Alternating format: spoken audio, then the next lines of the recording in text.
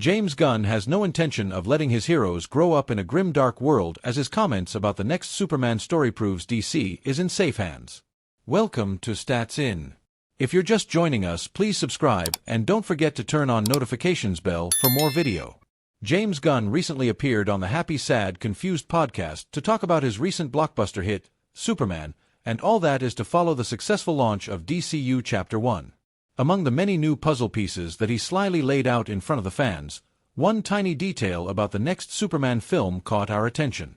As far as Gunn is concerned, the writer-director has no plans to follow in his predecessor's footsteps and make his version of the DCU an experimental saga on gods and monsters. In fact, Gunn has assuredly denied any Batman vs. Superman crossover in the near future of the DC cinematic universe. For all his faults and flaws, James Gunn made sure that he did not repeat the worst mistake that Zack Snyder made with his commitment to DCU's noir, morally bankrupt Batman. In his interview with Josh Horowitz on Saturday's episode of the Happy Sad Confused podcast, the filmmaker confirmed that he has been writing the script for the next Superman-involved story taking place in the DCU, which is not strictly going to be a sequel to the first film starring David Corenswet either. In a DCU that promises such potential and wholesome reunion of all the fans under one roof, James Gunn can hardly afford to repeat the saga that caused the fandom to split up into parts in the first place. Now that he has shown us how a better version of DC can and does exist beyond the Snyderverse, there is no going back to the old ways, and Gunn promised exactly that to the fans of DCU.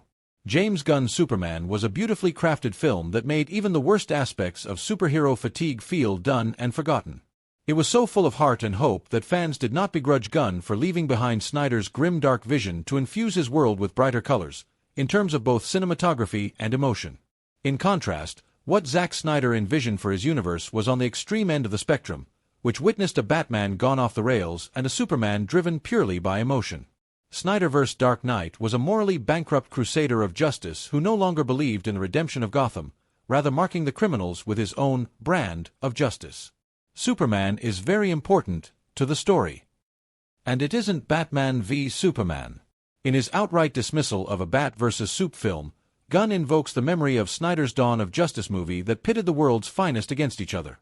And his decision could not be more justified in light of the events that followed the 2016 film and the half-decade-long controversy that has no place in the purer and more hopeful universe that Gunn is building with the DCU. More importantly, he did not get to live out his origin and resurrection story the way Nolan's Dark Knight did. Ben Affleck's Batman was a veteran, world-weary harbinger of death and doom who had lived through the worst tragedies and seen the cesspits of corruption and insanity. To him, humanity was beyond saving, but without the necessary world-building, Snyderverse was left entirely up to the fans' imagination as the filmmaker plowed on with his revenge arc. James Gunn's promise of his next Man of Steel story not being a Batman vs. Superman saga is a relief and a step in the right direction for the DCU. Not only will that allow for a more stable and fleshed-out arc for Batman's intro, but also honor Superman by allowing him to grow into a more mature version of the hero he has been trying to become. What do you think of Gunn's plans for the DC cinematic universe and the direction he has outlined for Superman and Batman? Let us know in the comments. James Gunn has been on a roll after the release of Superman, and here's every major reveal by Gunn about Superman and his future projects. Welcome to Stats In. If you're just joining us, please subscribe and don't forget to turn on notifications bell for more video. Being a lighter and colorful take on the character of Superman, monologues and dialogue-heavy scenes weren't really James Gunn's style. Even if he did, it would probably be for comedic effect. Surprisingly enough, the DCU flick does feature a 12-minute dialogue scene between Lois Lane, played by Rachel Brosnahan, and Clark Kent, played by David Corenswet.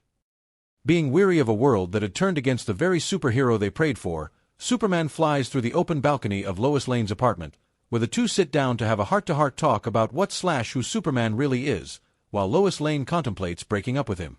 James Gunn has been hammering and toiling away to create a cinematic universe that these DC characters can call their home. With the release of Superman, and the film getting rave reviews, including one for me, there has been a ton of chatter and revelations by director James Gunn about Superman and the DCU. From the potential return of Henry Cavill to James Gunn's DCU to Bradley Cooper almost starring as Lex Luthor instead of Nicholas Hoult, James Gunn's Superman is filled with riddles and secrets that Gunn recently revealed in the Happy Sad Confused podcast. Well, here's every major Superman reveal by James Gunn and what it means for the DCU. Throughout his extensive Hollywood career, James Gunn has always relied on songs from the 70s and the 80s to put the audience in a groove. Compared to his other superhero movies, Superman has a lack of songs and rather relies on the music score composed by John Murphy and David Fleming to set the tone of the movie. Although there are songs in the movie, they are used sparingly throughout the entire 129-minute runtime. Remember, punk rocker in the closing credits. During his talks with the Happy Sad Confused podcast, the director reveals that the 12-minute talking scene was the biggest creative risk that he took in a superhero movie, but it paid off well. Before he was cast in the role of Jor-El alongside Angela Sarafian as Lara Lorvan, Bradley Cooper was initially considered by James Gunn to portray the role of Lex Luthor. However, the actor revealed in the podcast that he wanted Lex Luthor to be contemporary of Superman's age. And since Bradley Cooper was a little bit older, he wouldn't fit in the age range of David Corenswet's Superman. Gunn admitted that Cooper would have been a great Lex. With that age factor in mind, Gunn decided to take Nicholas Hoult as Lex Luthor. Gunn revealed in the Happy Sad Confused podcast that this decision was scary, since he hadn't done it before. Several of the original scores had to be toned down and made lighter to fit the theme of the movie, and the movie, Jor-El's remaining half of a message is decoded by Lex Luthor. The latter half of the message instructs Superman to conquer Earth and make it a second Krypton. Throughout the movie, audiences are kept in the dark about whether that message was fabricated by Lex Luthor or was it real. However, in the podcast, James Gunn revealed that Jor-El and Lara's message is real and not at all doctored. The reason for this controversial choice was that Gunn wanted the audience to realize that Superman was his own person with his beliefs and moral codes, despite being directly ordered by his biological parents to conquer the home where he was raised. However, James Gunn did give Bradley Cooper his due screen time when he cast Cooper in the role of Jor-El, who appears in a hologram message in Superman. However, as the trailer dropped and hype started, people started accepting David Corenswet as the new Man of Steel and eventually fell in love with his portrayal, again, me being one of them. When David Corenswet was initially cast as Superman, there was an intense backlash because of Henry Cavill's controversial exit and his millions of fans, me being one of them.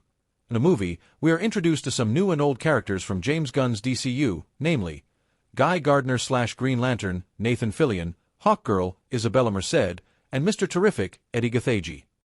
The three heroes call themselves the Justice Gang and are financed by Maxwell Lord, who was played by Pedro Pascal in Wonder Woman 1984, and the film depicts an unfinished Hall of Justice building. The murals depict several heroes like Jay Garrick, Flash, Alan Scott, Green Lantern, and Dr. Fate, which suggests a history of the Justice Society of America. During his talks with IMDb, James Gunn revealed that he was watching the 2022 horror film Pearl. Corenswet had portrayed the role of the projectionist, and Gunn thought, that guy looks like he could possibly be Superman. A quick search on IMDb brought the actor's name, and the rest, as we know, is history.